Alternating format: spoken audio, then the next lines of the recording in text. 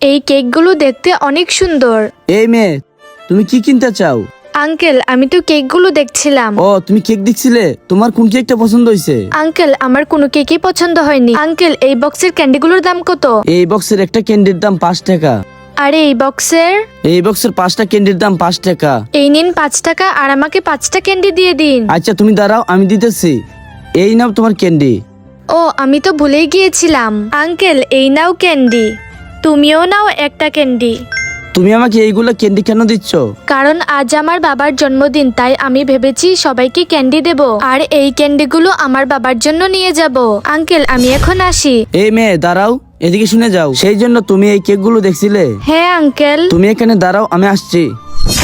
শুনো, আজকে তোমার বাবার জন্মদিন, আমার তরফ থেকে এই কেকটা তোমার বাবাকে দিও। থ্যাংক ইউ আঙ্কেল, এই কেকটা দেওয়ার জন্য।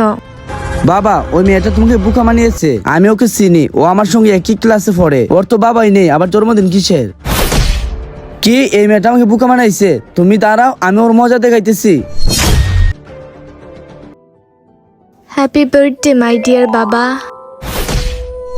এই দেখো বাবা, আমি তোমার জন্য কি নিয়ে এসেছি। বাবা, আজকে তো তোমার জন্মদিন। এই দেখো, আমি তোমার জন্য তোমার পছন্দের লাল স্ট্রবেরি কেক নিয়ে এসেছি। উঠো না বাবা, তুমি উঠে কেকটা খেয়ে নাও। বাবা, আমি তোমাকে খুব মিস করি। উঠো না বাবা।